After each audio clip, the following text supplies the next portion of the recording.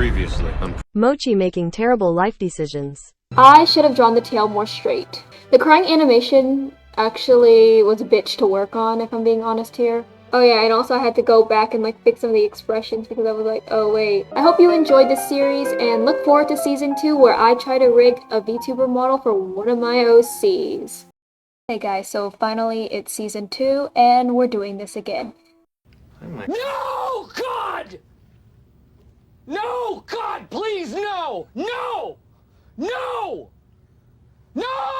I told you that we would rig a model for one of my OCs, or muses as I like to call them, and here we are doing that. So I mentioned in my video that my next victim is going to be Jihoon.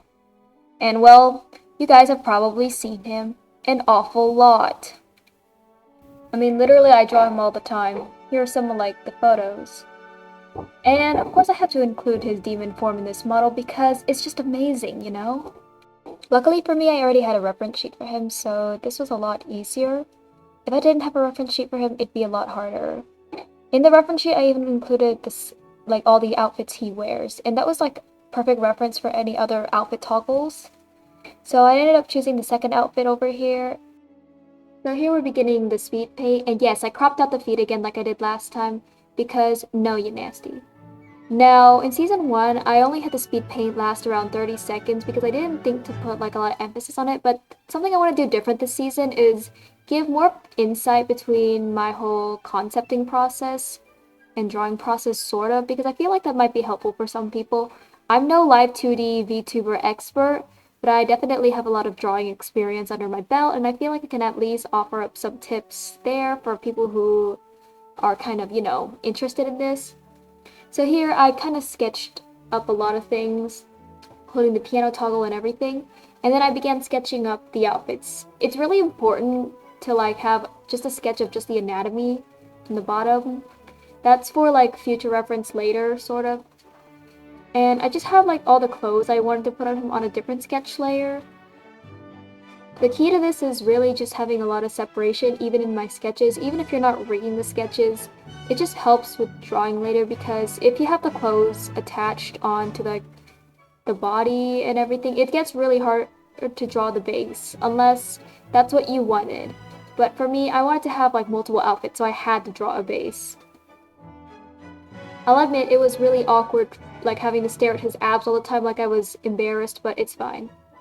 So I began like drawing everything, and what I did here was I actually just started by drawing the top layer first, and last time I kind of just drew everything separately and just did the coloring all separately, but because of my shading style, it's just because it's just difficult, so I just rendered everything at first and then just split up everything later, and I found that it worked a lot better for like this one. But like, if your shading style isn't that complicated, you could definitely just do everything, shade everything and do everything separately, but because I used a lot of gradients and kind of had a painterly style on some parts, I had to just draw everything together and just split it up. The symmetry tool is basically my best friend here. It pretty much saved me. So again, I just worked from the top and just slowly got to the bottom of this.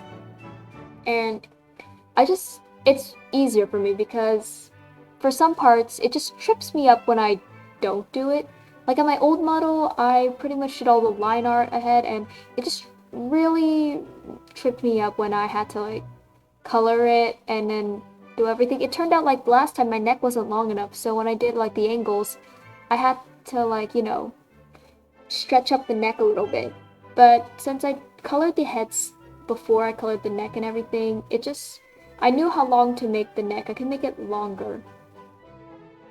So yeah, that was kind of something I did different this time.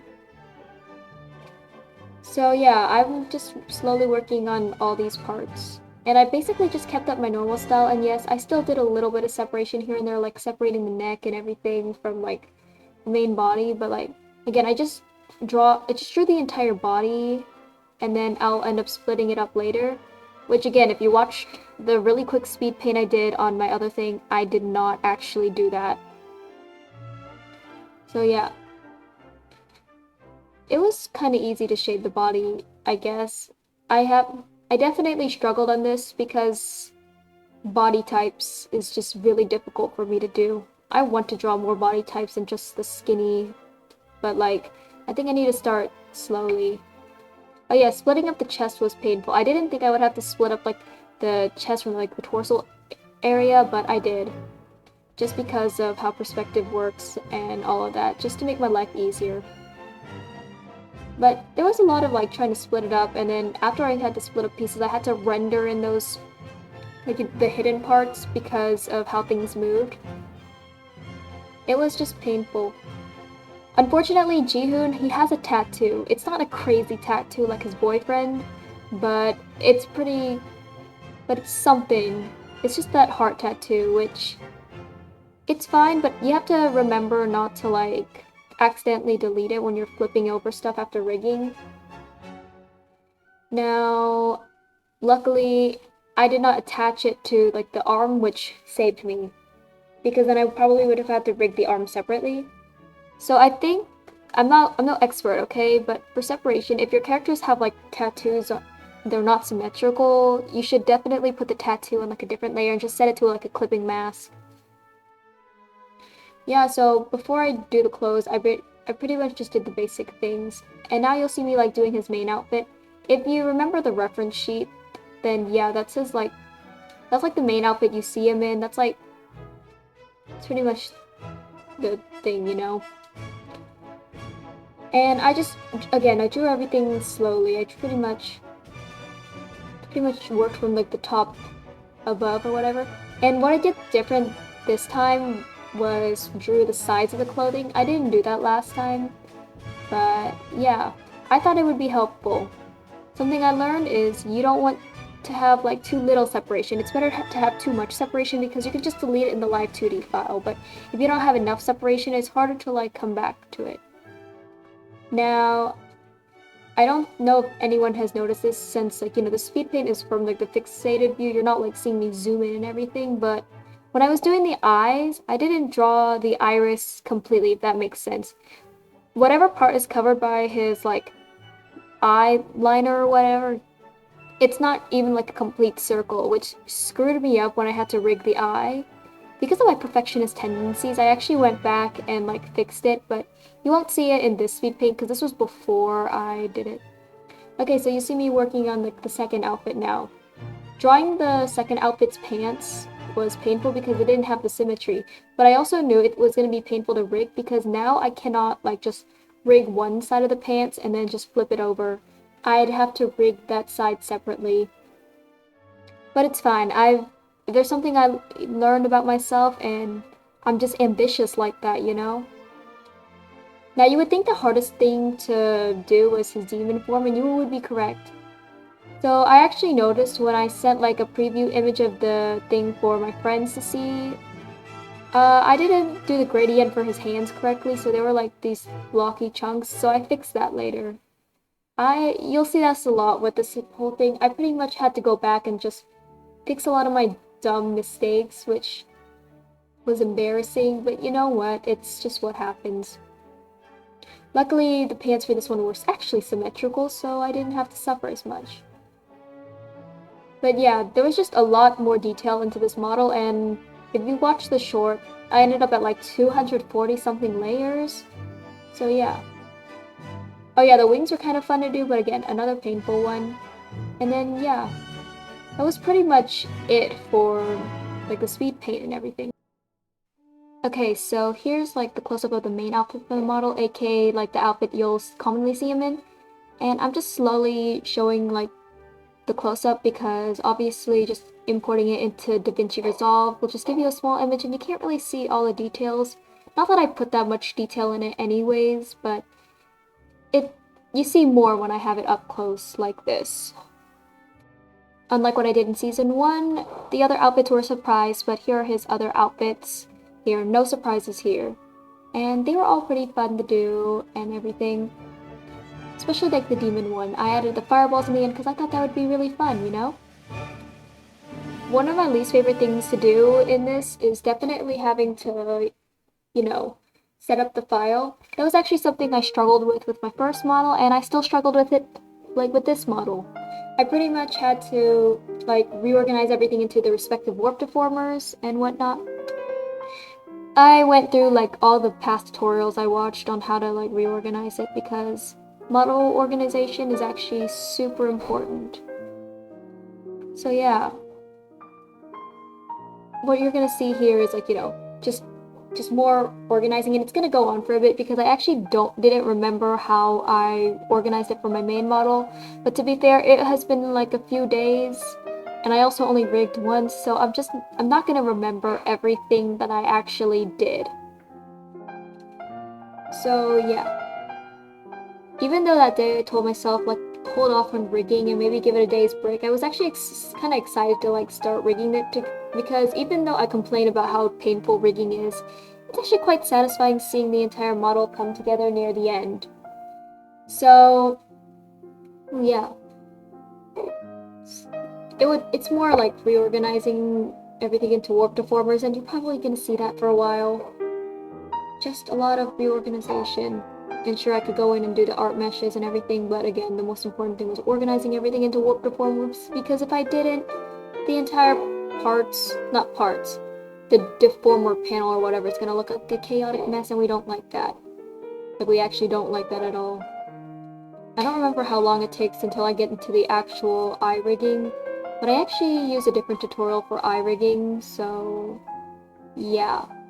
It was because, like, you know, I loved Chupaco's tutorial. It was very beginner friendly, but, you know, I guess I wanted something more, like, I wanted something different, you know?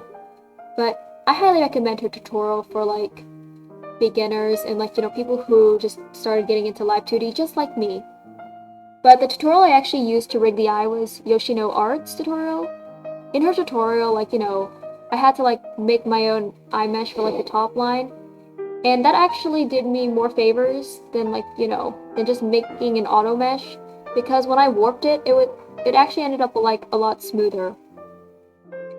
I really liked how Yoshino Art rigged her eyes. They looked more expressive, and just the small detail of, like, you know, whenever the eyeball like moves, you know, the skin around the eye just moves a tiny bit. I really love little details like that with these kinds of models.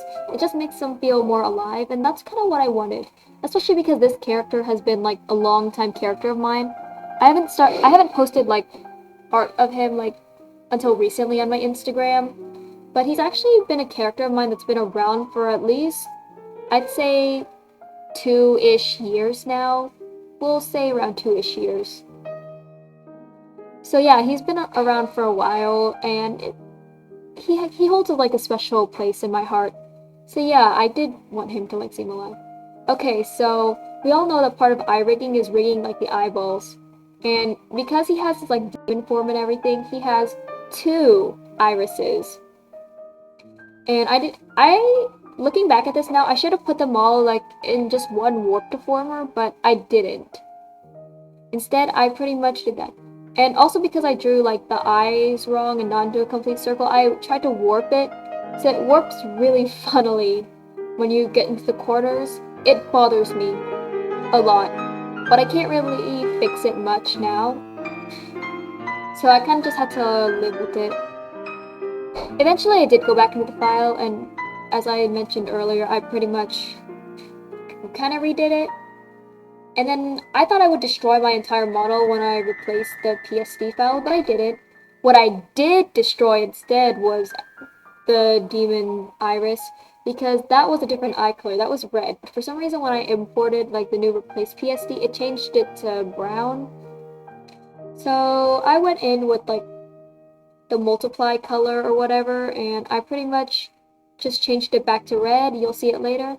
I forgot to do it for the other keyframe, so whenever he's looking around in his demon form, you kind of get like the weird color changing effect. But you know what? I'll take it. I'll just say it's magic, you know? Anyways, one of the things that Yoshino Art had in her eye rigging tutorial thingy was the pupils moving like slower or something. Because the pupil was already separated from my iris, it actually made things a lot easier for me. She also had a lot more going on with the eyeshine physics. I wanted to do more with the eyeshine physics for my main model, but I didn't know how to at the time, so yeah. Okay, this part is nice. You'll see me actually rigging like the eye skin whenever it's like going up and everything. But because of how I drew the R, I couldn't like make things look more extreme when he's going to like my left. I think it's his right though.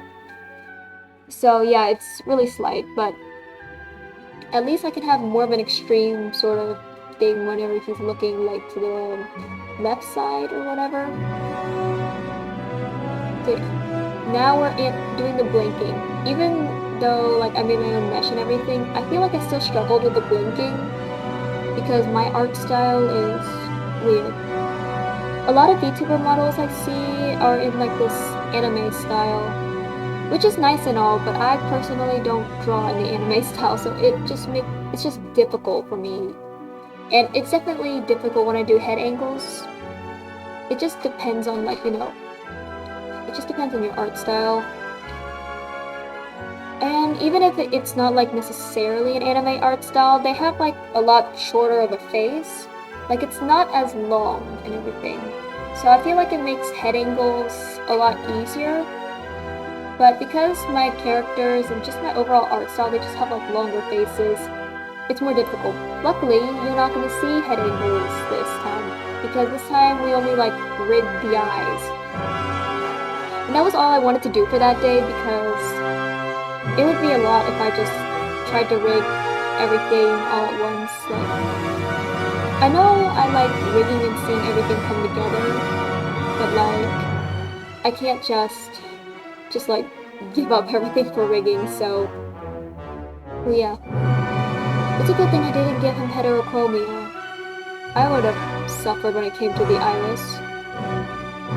Maybe in the future. Maybe in the future if I make a character with heterochromia and I want to make a Live2d model, I'm just gonna have to deal with it. Just get good and deal with it, you know? So anyways, yeah. I would say like, you know, the eye rigging for this one actually went by quicker because I still remembered what I did, obviously. It wasn't that bad, it could have been worse. Oh, here you're gonna see me do the eye physics. Yoshino Art said you can go crazy with the eye physics, so I did. I had all this separation for the eye shines and everything. I didn't utilize it at all with my main model because I wanted to, but I didn't know how. So basically in the main model, the eye shines just kind of wiggled with the iris, nothing more, but these ones, the eye shines got to move on their own, and it was nice. It looked crazy, but honestly it was just a lot better. More expression, and that's what I want with this one. Because again, he's a character that I've had for like a while. So kind of just seeing him become this like real thing. This is probably the realest he's ever been, you know? Like, very close to reality. I mean, he has an Instagram page already, which is already pretty close to reality, and that's kind of like the point most of my characters would honestly get to if I am really attached to them. But yeah. Okay, so I pretty much like copied all over the eye and reflected it because we're not rigging a second eye. Like, we're not. Honestly, why don't I do this more with like my own art? Like, just copy paste the eye and then just kind of... Oh wait, I actually do that. Wait, never mind. I'm just thinking traditional art. I obviously can't do that. But yeah. So you'll see me trying to fix a few things and just changing the parameters so things move separately. It wasn't that bad, I think. I mean, overall, I'd say the eye rigging process went a lot smoother than it did with my main model. And I am unable to talk today. But yeah. So at least we had that. I know after I did the eyes, I did the eyebrows, and yes, this is all pre-recorded because I was very aggressively doing this. I didn't have time to just like edit a video, but yeah, that is pretty much all we did that day. Yep.